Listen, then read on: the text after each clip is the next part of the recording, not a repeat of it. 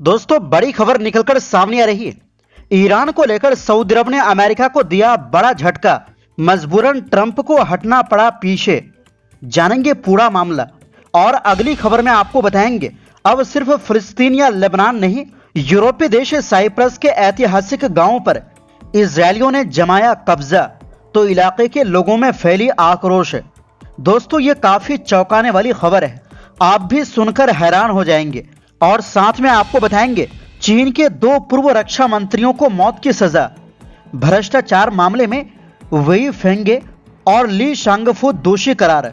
दोनों जिनपिंग के बेहद करीबी, पूरी प्रॉपर्टी भी जब्त। और इसी के साथ ईरान के वाइस प्रेसिडेंट का बड़ा ऐलान, जीत की जश्न मनाने के लिए तैयार रहो। क्या होने वाला है कुछ बड़ी घोषणा? तो बिना समय गवाए बात करते हैं खबरों की। दोस्तों, अमेरिका ने 4 मई को होर्मुज स्ट्रेट में जहाजों की आवाजाही शुरू करने के लिए प्रोजेक्ट फ्रीडम शुरू किया था। यानी अगर कोई जहाज इस रास्ते से गुजरना चाहे तो अमेरिका उसकी हिफाजत करेंगे और ईरानी हमलों से उसे बचाएंगे। हालांकि एक दिन बाद ही ट्रंप ने इसे रोकने का आदेश दिया। तब ट्रंप ने कहा था कि पाकिस्तान के कहने पर उन्होंने ये ऑपरेशन रोका है। हालांकि अब यह दावा किया जा रहा है कि सऊदी अरब की वजह से अमेरिका को यह कदम उठाना पड़ा। एनबीसी न्यूज के मुताबिक सऊदी अरब ने इस मिशन में शामिल अमेरिकी विमानों को अपने एयर स्पेस और एयरबेस के इस्तेमाल की इजाजत देने से इनकार कर दिया, जो कि अमेरिका के लिए बड़ा झटका है। अमेरिकी अधिकारियों के हवाले से रिपोर्ट में कहा गया है कि ट्रंप ने अचानक सोशल मीडिया पर इस ऑपरेशन का ऐलान कर दिया था। इससे खाड़ी के सहयोगी देश चौंक गए। सऊदी लीडरशिप इससे नाराज हो गया। ट्रंप ने सऊदी क्राउन प्रिंस मोहम्मद बिन सलमान से बातचीत भी की, लेकिन सहमति नहीं बन सकी। अमेरिका 2 दिन में सिर्फ 3 जहाज पार करा पाया और आखिरकार ट्रंप को यह ऑपरेशन रोकना पड़ा। वहीं दूसरी ओर दोस्तों, साइप्रस में इस समय एक बड़ा विवाद खड़ा हो गया है। दोस्तों, अब तक खबरें आ रही थी कि इजराइल मध्य पूर्व के देशों पर कब्जा कर रहे हैं, लेकिन अब खबर कुछ और चौंकाने वाली है।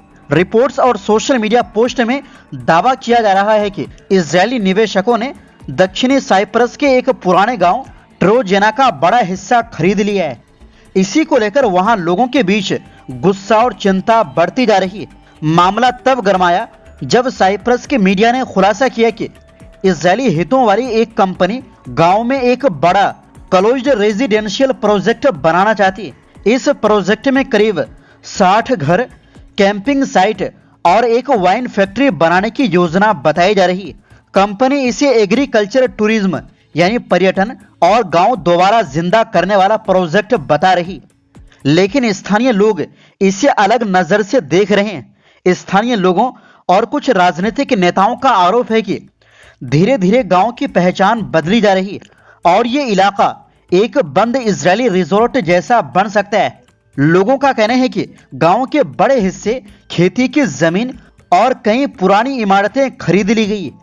कुछ लोगों ने यह तक दावा किया कि गांव के अंदर मौजूद ऐतिहासिक चर्च तक पहुंच भी सीमित हो गई है। स्थानीय प्रशासन के एक अधिकारी ने कहा कि कंपनी ने अलग अलग परमिट के लिए आवेदन किया है और ये सिर्फ एक रियल एस्टेट और टूरिज्म प्रोजेक्ट है। लेकिन दूसरी तरफ ग्रीन पार्टी से जुड़े नेताओं और एक्टिविस्टों ने मौके पर जाकर जांच की और दावा किया कि जमीन पर काम सरकार के बताए स्तर से कहीं ज्यादा तेजी से चल रहा है।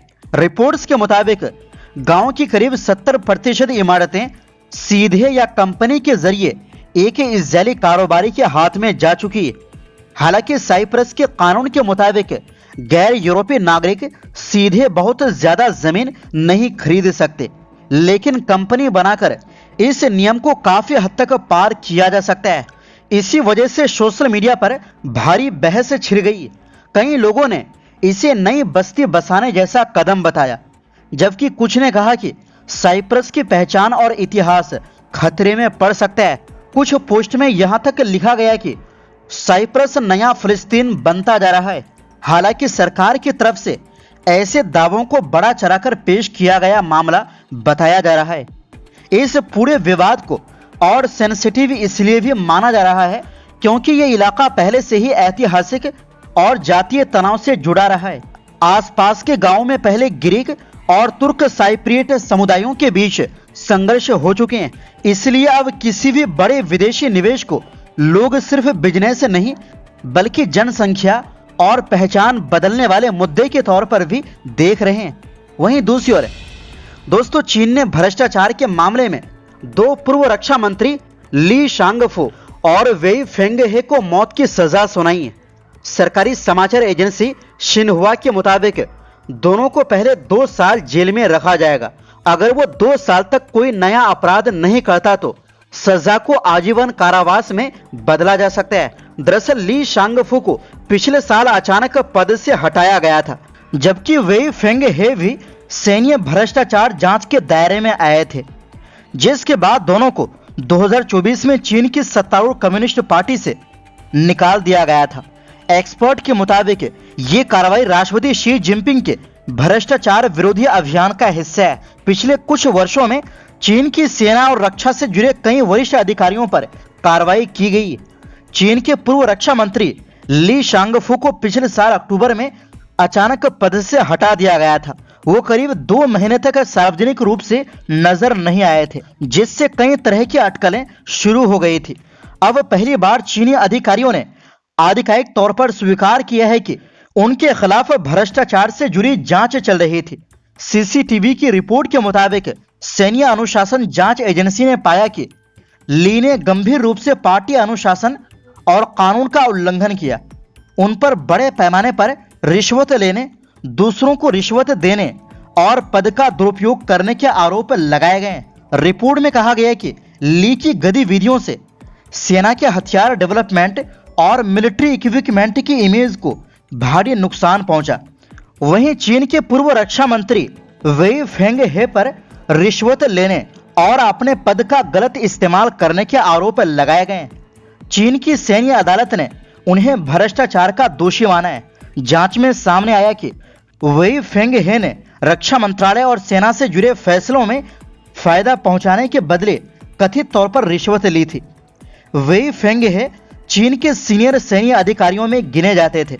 वो चीन के पूर्व रक्षा मंत्री होने के साथ चीनी सेना में रॉकेट फोर्स के कमांडर भी रह चुके हैं। रॉकेट फोर्स चीन की मिसाइल और परमाणु हथियार सिस्टम को संभालती है। और इसी के साथ दोस्तों, ईरान के फर्स्ट वाइस प्रेसिडेंट मोहम्मद रजा आरिफ ने कहा है कि ईरान जल्द ही बड़ी जीत का जश्न मनाएगा और होर्मुज स्ट्रेट पूरी तरह ईरान के कंट्रोल वाला इलाका है। उन्होंने ये बयान उन इंडस्ट्रियल और मेडिकल संस्थानों के दौरे के दौरान दिया जिन्हें हालिया युद्ध में नुकसान पहुंचा था। आरिफ ने ईरान की national petrochemical company, shipping company और फूड एंड ड्रग एडमिनिस्ट्रेशन का दौरा किया। इस दौरान उन्होंने कहा कि अमेरिका और इजरायल के साथ हालिया युद्ध के बाद देश तेजी से दोबारा निर्माण के काम में जुटा हुआ है। उन्होंने दावा किया कि ईरानी जनता की बड़ी जीत के बाद देश पर लगे प्रतिबंध और दबाव भी खत्म हो जाएंगे। पेट्रोकेमिकल सेक्टर को लेकर उन्होंने कहा कि ये ईरान की अर्थव्यवस्था और विकास की रीढ़ है। उनका कहना था कि जिन फैक्ट्रियों और यूनिट्स को नुकसान पहुंचा है उन्हें ईरान अपने घरेलू तकनीक से फिर से तैयार करेगा।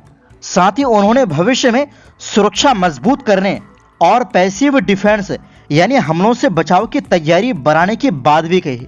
इसके बाद शिपिंग सेक्टर के दौरे में आरिफ ने सबसे बड़ा बयान देते हुए कहा कि स्ट्रेट ऑफ होर्मुज ईरान के एक्सक्लूसिव प्रॉपर्टी है।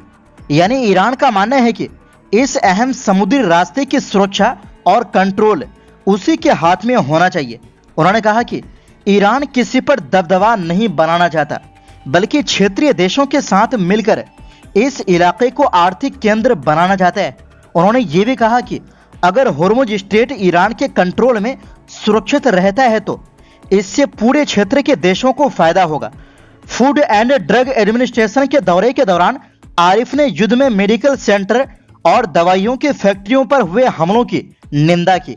उन्होंने स्वास्थ्य सेवाओं की जरूरतों के लिए एक विशेष टास्क फोर्स बनाने और क्षतिग्रस्त अस्पतालों व दवा उत्पादन केंद्रों को जल्द दोबारा तैयार करने का आदेश भी दिया। तो फिलहाल के लिए इस रिपोर्ट में बस इतना ही।